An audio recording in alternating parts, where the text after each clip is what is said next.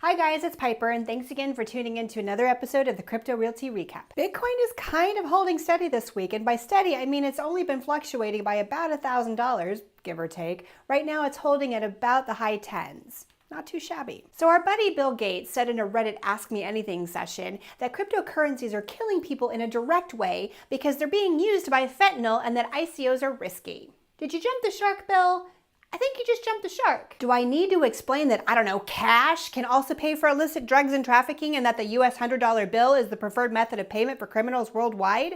And yes, ICOs can be risky, but that's where the investor's due diligence comes in. You've heard of due diligence, right, Bill? Oh my God, this shit drives me nuts. Since we've been tracking Venezuela's petro over the last few weeks, President Maduro is claiming they've raised over $3 billion from investors in 127 different countries, and over 40% of that was US dollars. This made me curious as to how many other countries are actually into the crypto space, and I counted at least 19 and even one for the Lakota Nation, which I think is pretty darn cool. Coinbase came out with a few announcements this week.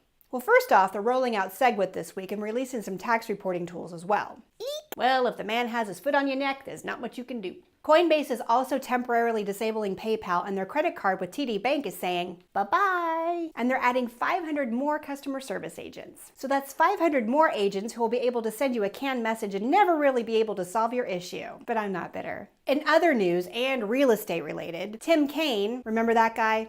Ran with Hillary? You know, Hillary, the other presidential candidate, way back in 2016. Well, Tim Kaine sponsored a bill that will deliberately undermine the government's ability to enforce laws against racial discrimination in the housing market. Now, this doesn't have anything to do with buying with crypto directly, but it could in the future if lenders move towards crypto fiat hybrids, which they are. I'll explain a little further. Dodd-Frank was passed back in 2010 after the big housing crash by setting tougher predatory lending rules and requiring banks to turn over more information to consumer protection. Consumer protection would then do its due diligence to make sure that there was no redlining taking place, and basically this bill would get rid of all of that in the name of giving banks a break. I think it's time now more than ever to start paying more attention to the crypto lenders and crowdfunding startups. Speaking of lending services, over-the-counter digital currency service Genesis Global Trading announced its subsidiary, Genesis Capital, that will offer crypto loans for a period of time. From $100,000 up to $5 million from a 2-week to a 6-month loan period. Basically using their OTC services to short various cryptocurrencies. You know what? I get asked about crypto lending all the time, so if you'd like to have more information, shoot me an email at info@thecryptorealtygroup.com. Well, that's it for this week. Next week, I'm going to try to get another video in before leaving for the UK. Otherwise, you'll be stuck with iPhone videos from rando Irish pubs. Thanks again for watching the Crypto Realty Recap. Like and subscribe.